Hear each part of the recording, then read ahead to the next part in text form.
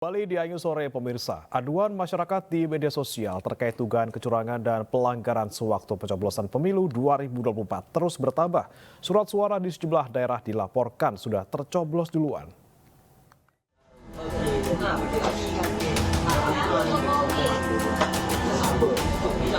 Video ini sempat viral di media sosial.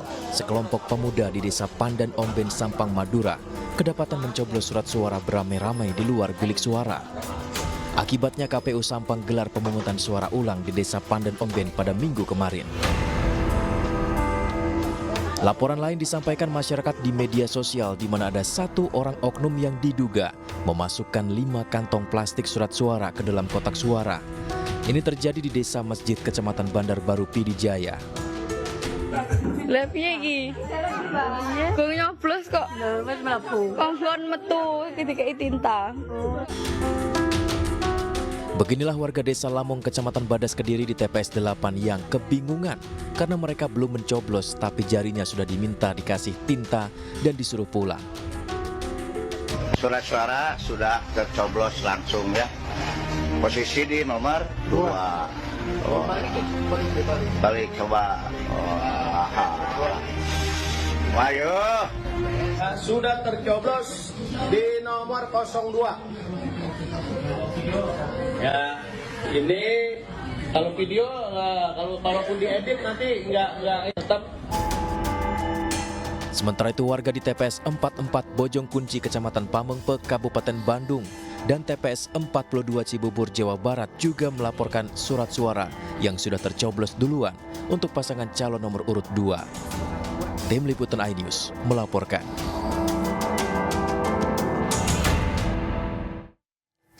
Pesta demokrasi tahun ini menyisakan duka bagi para petugas pengawal pemilu. 57 petugas pemilu 2024 dinyatakan meninggal dunia. Ribuan lainnya sakit, bahkan banyak diantaranya yang harus dirawat di rumah sakit. Ini kakak saya yang paling saya sayang.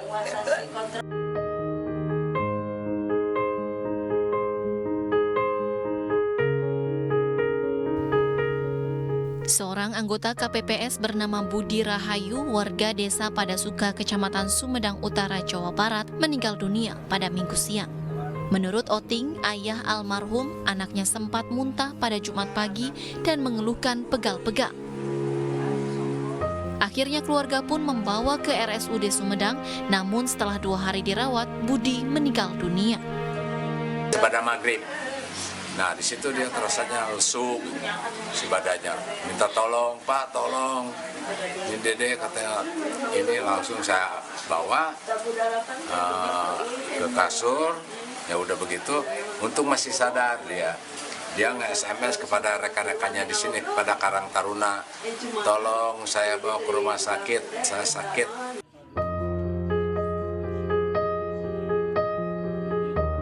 Suasana duka juga menyelimuti kediaman rumah almarhum Mumuh Muhroni, warga desa Gado Bangkong, Kecamatan Ngamprah, Kabupaten Bandung Barat. Pria berusia 58 tahun itu merupakan anggota KPPS yang bertugas di TPS 04 Desa Gado Bangkong. Mumuh menghembuskan nafas terakhirnya pada Minggu petang setelah sempat dirawat di rumah sakit selama 20 menit. Menurut anak almarhum, ayahnya tidak mempunyai riwayat penyakit berat, namun usai bertugas sebagai anggota KPPS, korban diduga kelelahan dan sempat pingsan. Sementara itu, petugas KPPS bernama Edi Kurniawan, warga desa Jalmak, Pamekasan, Jawa Timur, meninggal dunia diduga karena kelelahan. Sejak hari pemungutan suara, Edi mengawasi proses pemilihan umum hingga penghitungan suara sampai ke tingkat desa. Kepada keluarga, Edi mengatakan badannya pegal-pegal dan lemas. Sang ayah langsung membawa Edi ke rumah agar dapat segera ditolong. Namun pihak rumah sakit menolak karena alasan IGD penuh dan tidak bisa menampung pasien. Hingga akhirnya Edi Kurniawan pun meninggal dunia. Berdasarkan data Kementerian Kesehatan, 57 orang petugas pemilu meninggal dunia. Mereka adalah 29 anggota KPPS, 10 petugas Linmas atau Perlindungan Masyarakat, 9 orang saksi, 6 orang petugas, 2 orang panitia pemungutan suara, serta 1 orang anggota Bawaslu. Dari persebarannya, Sumatera Utara 2 kasus, Sumatera Barat 1 kasus, Sumatera Selatan 2 kasus, Riau 1 kasus, Banten 2 kasus, DKI Jakarta 6 kasus, Jawa Barat 13 kasus, Jawa Tengah 11 kasus, Jawa Timur 12 kasus, Daerah Istimewa Yogyakarta 1 kasus, Kalimantan Barat 2 kasus, Kalimantan Timur 1 kasus, Sulawesi Selatan 2 kasus, dan Sulawesi Utara 1 kasus. Tim Liputan iNews melaporkan. Sementara itu pemerintah akan terus memantau kondisi petugas pengawal pemilu. Bagi anggota keluarga KPPS yang meninggal dunia akan mendapatkan santunan dari pemerintah. Data terkini total 71 petugas pengawal. Berdasarkan monitoring kami terhadap status atau situasi teman-teman kami, sahabat-sahabat kami para penyelenggara pemilu badan ad hoc, terutama pada peak season yang bebannya berat, pada tanggal 14 Februari sampai dengan tanggal 18 Februari 2023 jam 23.59. Dalam catatan kami yang meninggal ada 71 orang. Dengan rincian anggota PPK ada 1 orang di tingkat kecamatan, kemudian anggota PPS di tingkat desa kelurahan ada 4 orang, kemudian anggota KPPS di tingkat TPS ada 42 orang, kemudian Linmas yang menjaga keamanan kegiatan pemungutan penghitungan suara di TPS yang meninggal ada 24 orang. Untuk yang sakit sebanyak 4.567 orang atau 4,567 orang. Dengan perincian di tingkat kecamatan atau PPK 136 orang, di tingkat PPS desa kelurahan ada 696 orang, kemudian anggota KPPS di tingkat TPS ada 3.371 orang. Saya ulangi, 3.371 orang. Untuk Linmas yang meninggal, yang sakit ada 364 orang. Saudara sekalian, untuk yang santunan, tentu saja kami untuk menyalurkan santunan perlu verifikasi data tersebut dan juga dokumen-dokumen pendukung, misalnya seperti surat kematian, surat keterangan kematian, ya, surat sehat, apakah sedang dirawat atau tidak. Sampai dengan saat ini, per tanggal 17 Februari, santunan yang telah disalurkan sebanyak 4 orang anggota badan ad hoc yang meninggal. Dari tadi yang saya sampaikan, 71 orang yang meninggal, santunan yang sudah disalurkan sampai saat ini ada 4 orang. Nah, isunya kemarin adalah sudah di screening, udah ketahuan mana yang sehat, mana yang nggak sehat, cuma udah keburu ke daftar. Jadi kita kan ingin melakukan penyempurnaan, itu sebabnya dilakukan screening sehingga turun tuh 80% lebih yang wafat. Tapi kedepannya kan 2029 kita pengen kalau bisa 0 yang wafat, gitu kan. Nah, gimana, apa yang akan dilakukan oleh pemerintah? Nah, saya sedang mengkaji, kita mau menyempurnakan screening ini. Nanti mau ngomong nih sama Pak Mendagri, sama Pak Kepala KPU, apakah kalau bisa sekarang aja ditandatanganinya aturan barunya gitu ya. Karena kalau bisa screeningnya sebelum daftar. Gitu. Karena saya belajar dari Pak KSP ini ke Pak Muldoko itu jenderal. Jenderal itu kalau tentara mau perang di screening dulu, kalau udah sakit nggak boleh maju perang. Dan apalagi kalau tentaranya mau perangnya kualifikasinya lebih tinggi Kopassus gitu kan, pasti screeningnya lebih ketat lagi. Karena ini Bawaslu ini kan petugas pemilu ini kan kerjanya, aku dengar ada yang sampai di atas 10 jam gitu kan, ada yang 12 jam, 16 jam. Ini kan udah kerja kayak tentara Kopassus gitu kan. Kerjanya kerja yang benar-benar khusus dan berat. Jadi kami sebenarnya ingin mengusulkan, nanti akan duduk bersama nih sama Pak Tito, Pak Kepala KPU, sama ini mungkin difasilitasi sama Pak Muldoko nih, agar kalau bisa itu menjadi syarat. Jadi screening kesehatan itu menjadi syarat untuk mereka jadi petugas. Itu langkah pertama penyempurnaan yang kami ingin lakukan, agar mereka benar-benar pada saat nanti jadi petugas itu kondisinya sehat, sehingga kita bisa, kalau bisa. Media sosial diramaikan dengan adanya dugaan tentang server Sirekap yang berada di luar negeri. Jika temuan tersebut benar adanya, KPU patut diduga melanggar Undang-Undang Pemilu.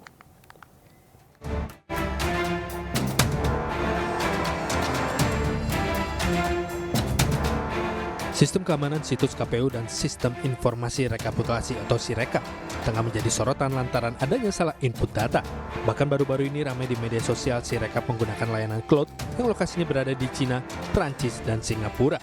Ketua Cisrek atau pakar cyber, Pratama Persada menyebutkan perlu adanya evaluasi yang dilakukan KPU selaku penyelenggara pemilu terhadap aplikasi Sirekap, terlebih mengenai kesalahan input data. Begitu banyaknya perhitungan yang tidak benar dalam sistem Sirekap yang dibuat oleh KPU ini begitu. Kemudian ditambah lagi bahwa masyarakat juga bisa mengecek gitu karena gampang sekali cara checkingnya gitu. Ternyata aplikasi Sirekap ini juga menggunakan server pada Alibaba Clouds gitu. Nah ini menurut saya harusnya hal yang tidak perlu terjadi kalau KPU mengantisipasi sebelumnya, tidak menganggap remeh bahwa Sirekap ini adalah hanya sekedar alat bantu. Hanyanya itu selalu ditekankan oleh KPU dan Bawaslu. Padahal ini adalah menurut saya satu-satunya acuan dari masyarakat gitu untuk mendapatkan info resmi hasil perhitungan pemilihan suara. Kan bayangkan satu TPS yang harusnya maksimal 300 jumlahnya ternyata bisa sampai ribuan, bahkan sampai jutaan, ada yang sampai jutaan gitu, ada yang sampai puluhan ribu. Ini kan nggak masuk akal gitu. Bagaimana? Kan gampang sekali bikin aplikasi seperti itu gitu. Bikin bahwa di pembatasan satu TPS itu maksimal 300. Sehingga ketika handphonenya petugas KPPS itu jelek gitu, ketika ada petugas KPPS yang mau bermain, ketika ada petugas kecamatan yang mau bermain, mereka nggak bisa karena dibatasi oleh sistem. Nah ini kan nggak ada batasannya. Sehingga apa? Sehingga menjadikan orang gitu bisa nambahin suara suka-suka gitu. Kemudian mereka nggak melakukan checking dan lain-lain. Nah ini yang harusnya tidak terjadi. Sementara Ketua KPU Hasyim Asyari tak menampik tentang adanya perbedaan data Sirekap. Menurut Hasyim harusnya masyarakat bersyukur karena dengan Sirekap kesalahan input data bisa diketahui. Hasyim Asyari berjanji segera mengoreksi kesalahan yang terdapat pada sistem Sirekap. Hasil plano yang diunggah ada yang salah hitung atau salah tulis, nanti juga akan kita koreksi. Nah koreksinya kalau untuk yang formulir ya, kalau ada yang salah hitung atau salah jumlah atau salah tulis, itu nanti akan dikoreksi melalui mekanisme rekapitulasi di tingkat kecamatan. Dan nanti formulir hasil rekapitulasi tingkat kecamatan, formulir D, itu juga akan diunggah di dalam Sirekap. Sehingga nanti siapapun bisa ngecek ulang apakah formulir-formulir yang katakanlah sekiranya atau seandainya ditemukan yang salah hitung atau salah tulis sudah dikoreksi atau belum di mekanisme rekapitulasi di tingkat kecamatan. Error data di aplikasi Sirekap juga mendapat respon dari Sekjen Komite Independen Pemantau Pemilu atau KIPP, Kakak Suminta. Yang problem lain yang berada di balik semua itu, misalnya pada hari H itu ngehang atau down sistem Sirekap sehingga tidak mudah untuk mengupload dari teman-teman di KPPS. Saya ingin membantah yang disampaikan oleh Ketua KPU Hasyim Asyari bahwa ini adalah alat bantu dan sering disampaikan seperti itu. Tetapi saya pikir ini adalah merupakan pertanggungjawaban accountability dari KPU. Nah sehingga saya berpikir bahwa ketika mengupload itu seharusnya real. Berbagai kelemahan dari sistem Sirekap tak jarang menimbulkan perspektif negatif terhadap KPU. Tim Liputan News melaporkan. Kegiatan rekapitulasi hasil pemilu 2024 tingkat kecamatan di sejumlah daerah dihentikan sementara. Di Tangerang, Banten, rapat pleno penghitungan tingkat kecamatan akan dilanjutkan pada Selasa, Februari 2024. Kisruh penghitungan suara pemilu 2024 terus berlanjut. KPU di sejumlah daerah menginstruksikan penghentian sementara kegiatan rekapitulasi hasil pemilu. Salah satunya di kota Tangerang, Banten.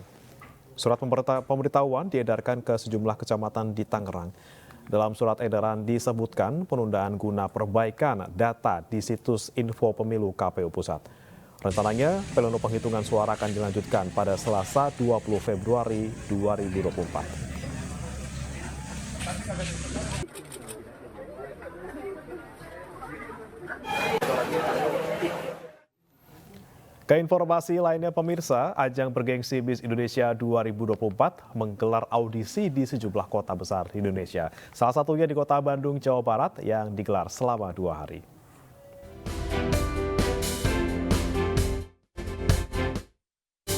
Audisi Miss Indonesia 2024 digelar selama 2 hari di kota Bandung, Jawa Barat. Pada hari pertama, para peserta audisi yang rata-rata berasal dari Mojang, Bandung ini nampak antusias menjalani serangkaian tes. Rangkaian seleksi dijalani mulai dari timbang berat badan, pengukuran tinggi badan, wawancara, hingga foto spot yang digelar di Hotel De Braga, Bandung. Saya pikir ini acara yang tepat buat saya, di mana saya juga bisa mengasah kemampuan dan juga mendapat pengalaman. Animonya kita lihat bagus dari yang kita lihat di proses penjurian, kemudian dari peserta yang mendaftar, itu juga bagus juga. Mereka juga secara cantik-cantik, kemudian mereka juga punya bakat dan juga punya pengetahuan ya. Sementara di hari kedua, peserta audisi Miss Indonesia berasal dari perwakilan sejumlah kampus perguruan tinggi hingga karyawan swasta hadir untuk menjadi bagian dari Miss Indonesia 2024. Seluruh perempuan memiliki peluang yang sama dan perempuan itu harus memiliki kecantikan yang terpancar dari dalam tubuhnya, tentunya dengan attitude yang baik. Indonesia seperti halnya arti dari MISS sendiri kan ya, manner, progresif, sosial dan smart, itu yang akan kami cari ya untuk menentukan siapa yang akan terpilih untuk mengikuti menjadi finalis Miss Indonesia. Audisi Miss Indonesia 2024 akan digelar di sejumlah kota besar di Indonesia. Para peserta yang lolos audisi nantinya akan kembali mengikuti proses seleksi lanjutan di Jakarta. Dari Bandung, Jawa Barat, Billy Maulana Finkran, iNews melaporkan.